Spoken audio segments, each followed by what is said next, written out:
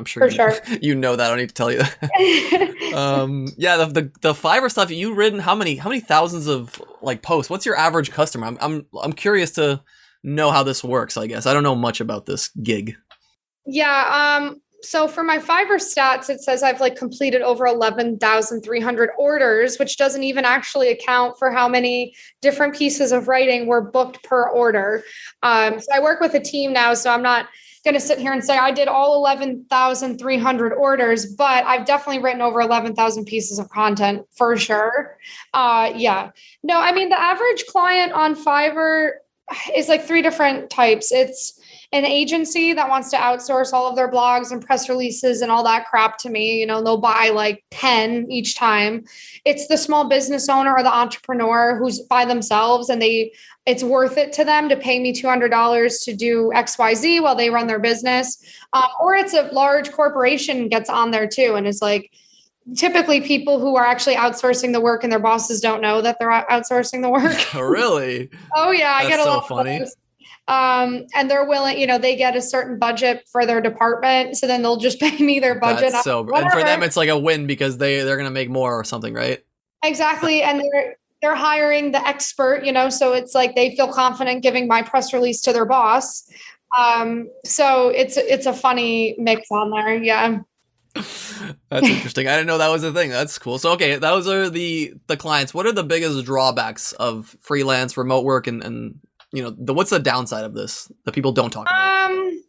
Two things. The isolation, the loneliness of it. And that's why I've tried to make like different online communities for freelancers, because I've had moments in my journey with this where I've wanted to quit because I've had buyers be totally out of line, or I've had orders refunded or whatever. And you're all alone, you can't tell anyone about it.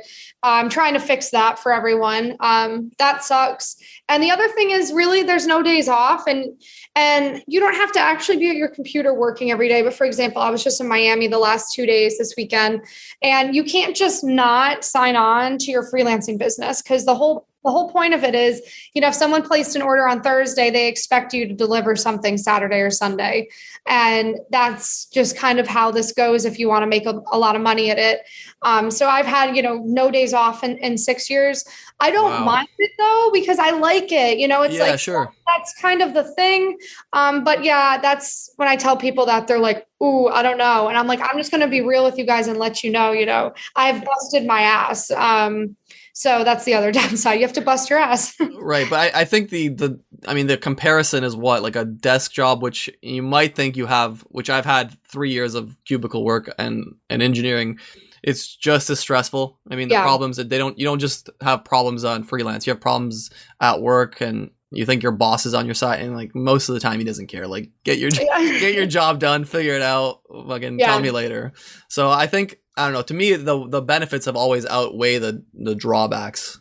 Always. And I felt the same way too, because it's like at an office job, you work really hard Monday through Friday to unplug for 2 days and pretend you don't hate your life. Sure. Then you come back Monday and to me, it's better that I get to be wherever I want to be every day, even if I have to put a little bit of time in. It's like staggering it. So it doesn't, it's a better trade-off to me for sure. For me, I've always kept this one little thing here on my desk where it reminds me like how much I hated the cubicle. It's just like a name tag. It's all it is. It's just a name tag. And I look at it sometimes like, you know what? I think if I can figure out how to do this, like I'll remotely, I think I'm still in the better like spot. That's cool. So it's like your motivator when you look at it, you're like, never again. When I have like a down day, so like, I'm like, oh man, I really don't feel like doing this, or I don't feel like doing whatever, editing or whatever. I just look at it, I'm like, I could be in a cubicle, wake up at 7 a.m., drive an hour to work, be in traffic, work with people I don't like. Yeah, I love that. That's cool. That's a cool I thing. stole that before they got to me anyway.